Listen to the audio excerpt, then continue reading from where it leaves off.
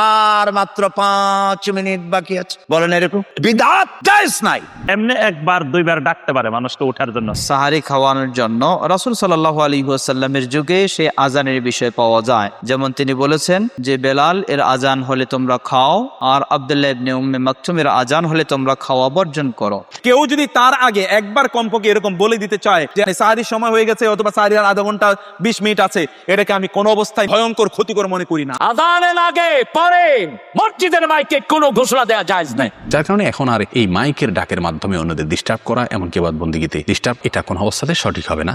অকাট্য বেদাত এইগুলো, আজান ব্যতীত যা কিছু করা হবে। দেখাটাকি করা যায় আবার না যায়, আমরা বর্তমানে যেটা করি এটা না যায়। আর কে যে কি করছে গাজাল করছে, যদি উমর রাদিয়াল্লাহু আনহু বেঁচে থাকতেন সবার আজীবন জেল হতো।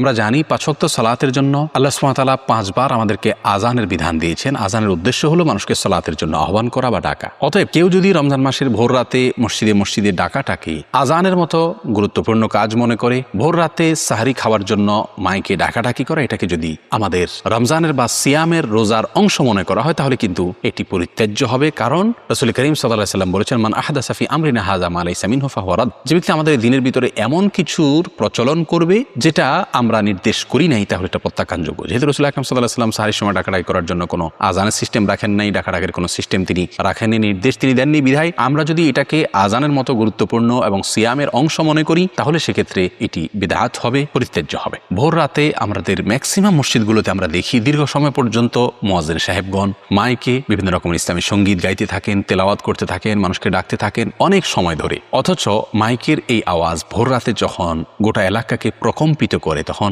এমন অনেক মানুষ আছেন যারা রোজা রাখবেন না অসুস্থতার কারণে, তাদের ঘুমানোর প্রয়োজন। অনেকে আছেন হয়তো আগে সাহরি খেয়ে শুয়ে গেছেন, তার সকালে ডিউটি আছে, তারও ঘুমের প্রয়োজন।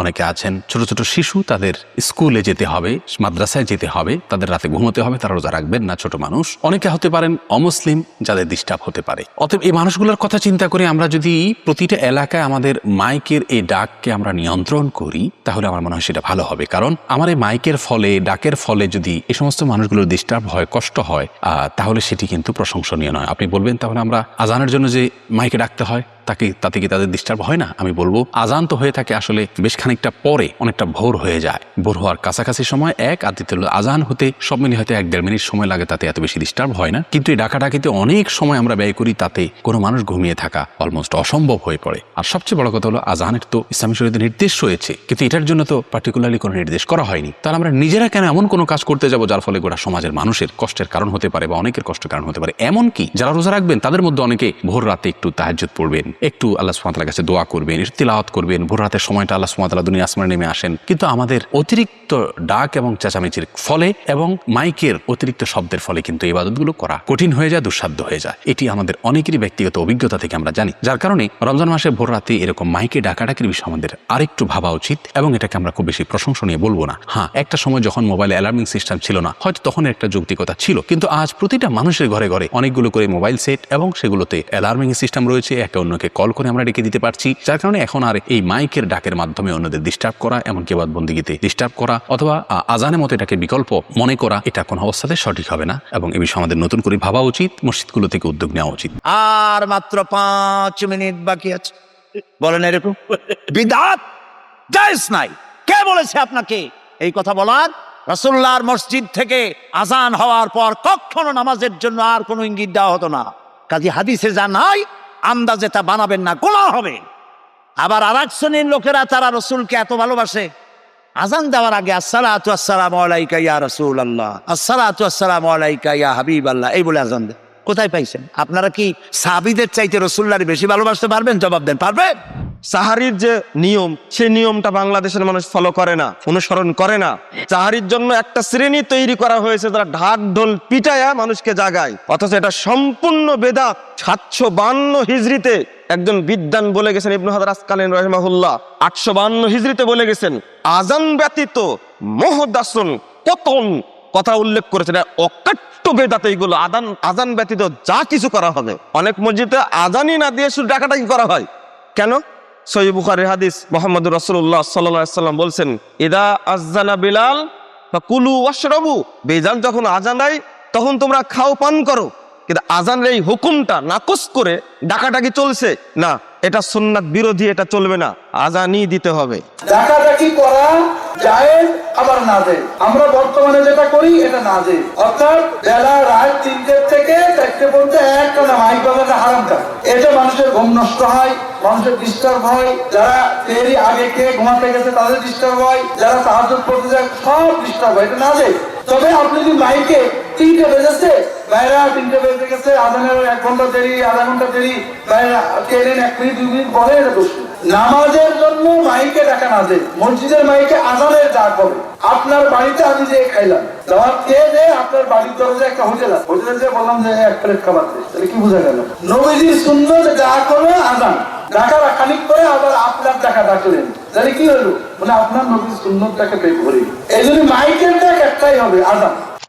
আর ইফতার সাহারির খাওয়ার 5 মিনিট আছে, আপনারা তাড়াতাড়ি সাহারি খান। মা বোনেরা আপনারা উঠুন। আর কে যে কি করছে, গাজাল পড়ছে, যদি উমর রাদিয়াল্লাহু আনহু বেঁচে থাকতেন সবার আজীবন জেল হতো। উমর রাদিয়াল্লাহু আনহু বেঁচে না থাকার কারণে সবাই পাপ করার সুযোগ পেয়েছে, মুখ খুলতে পাবে না, শুধু আজান, কোরআন মাজিদ পড়তে পাবে না, গাজাল পড়তে পাবে না, বলতে পাবে না। আপনি যে চিল্লাচিল্লি করছেন, অত তার একজন যে তাহাজ্জুদ পড়ছে। আমি তো ইমামের সাথে তারাবি পড়ি না, আমি তো নিয়মিত তাহাজ্জুদই পড়ি, রাতে ওই একই সালাত, যেটাই তাহাজ্জুদ সেটাই তারাবি। তা আপনি যে চিল্লাচিল্লি করছেন, তা আমার সালাতের কি হলো? কে আপনাকে চিল্লাচিল্লির অনুমতি দিল? আপনার হুজুরও বেদাতি, আপনিও বেদাতি।